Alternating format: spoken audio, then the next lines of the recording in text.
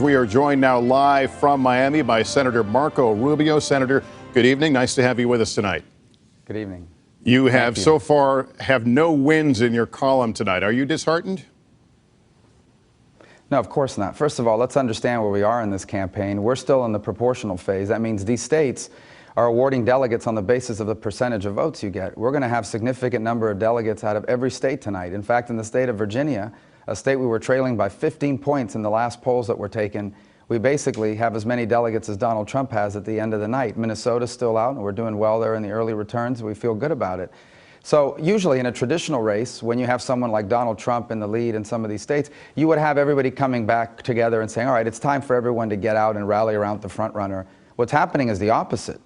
On the contrary, people are saying you have to fight on because what's at stake is the soul of the Republican Party. And I ask people to join us at marcorubio.com. We cannot allow the Republican Party to be led by someone who refuses, for example, to condemn the KKK. Senator, you went after Donald Trump very hard this week, and a lot of it, frankly, was schoolyard things, spray tans and the size of hands. Do you think voters rejected that? Do you think that worked against you?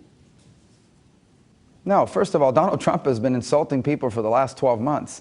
Every now and then someone who does that deserves to get a taste of their own medicine. But second, I would say to you, look at every state tonight that's on the board. He will underperform every public poll that was taken, especially, for example, in Virginia. I'd say he was ahead of us by 15 points. No one even expected that to be competitive. We've only had 5 days now to explain to people what a con artist Donald Trump is, and you're already seeing the impact across the country. I can't wait to make the case for the next couple weeks. We'll see what happens on Saturday. Again, on Monday, there's voting going on in America. And then again the following week on March 15th, where then you do have to start winning states, winner take all. And that's where we feel great. Tonight was supposed to be Ted Cruz's night. It was supposed to be the night that he swept all these southern states, the most conservative part of the country. He leaves tonight with a win in Texas and doesn't take all the delegates, and a win in the neighboring state of Oklahoma, and he doesn't take all the delegates. Tonight, I never said we were going to win or close out this campaign on Super Tuesday. Ted Cruz did. I can tell you our best states are yet to come, including my home state here of Florida, 2 weeks from tonight. Senator Rubio, Chuck Todd here. Math is your challenge at this point. Has your campaign come to the assessment that there's only two outcomes here for you? Either you don't catch Donald Trump and he becomes the nominee, or you have to take this all the way to the convention. There does not seem to be a mathematical path for you to clinch the nomination before Cleveland. Have you come to that conclusion? That if you do this, you have to go all the way to Cleveland? No, I don't believe that. I think especially once we get to the winner-take-all phase, the map gets a lot friendlier for us, and especially as the race narrows down. I mean, look, if a couple people weren't on the ballot, we would have won Virginia tonight, and I think a couple other states as well. So we feel real good as we get into March 15th about that. I think the question is, how does Donald Trump get to 1,237 delegates? As you know, Chuck, usually in these campaigns, you have a front runner, and the party says, all right, let's rally around John McCain or Mitt Romney. That's not going to happen with Donald Trump. No one is going to call for us to get behind him. They know that the nomination of Donald Trump means the end of the modern conservative movement and the end of the modern Republican Party in a very devastating way. We cannot nominate someone in our party who, in addition to being a con artist and sharing all these opinions with the Democrats on Planned Parenthood and Israel and you name it, someone who this week repeatedly refused to condemn the Ku Klux Klan.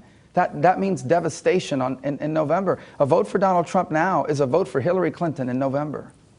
Senator Rubio, it's Savannah Guthrie in New York. Ted Cruz was just speaking, and he said to those who haven't won any states, by which I think he's referring to you among others, I wish you would prayerfully think about getting out of the race and uniting to try to stop Donald Trump. Obviously, that is not your plan, but how do you argue that you're not just an agent of the nomination of Donald Trump if this party continues to be divided with all of these candidates?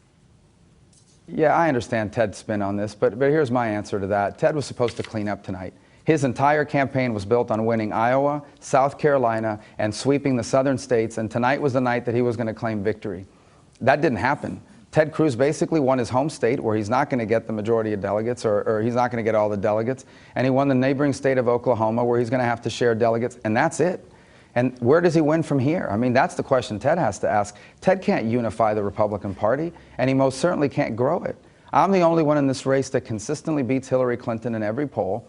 I'm the only one that has a chance to unite the Republican Party, and the map only gets worse for Ted Cruz from here on out. Tonight was supposed to be the night. You guys have heard his campaign say that repeatedly. They were going to sweep the southern states. He basically got beat in every single one of them except his home state and the neighboring state of Oklahoma, and that's it. All right. On the other hand, you look at a state like Virginia, that's indicative of the broader country in many ways, and we basically have tied Donald Trump there, and that's despite having to share the ballot at this point with 4 or 5 other candidates. Senator Marco Rubio, thank you so much for taking some time with us. We do appreciate it, sir.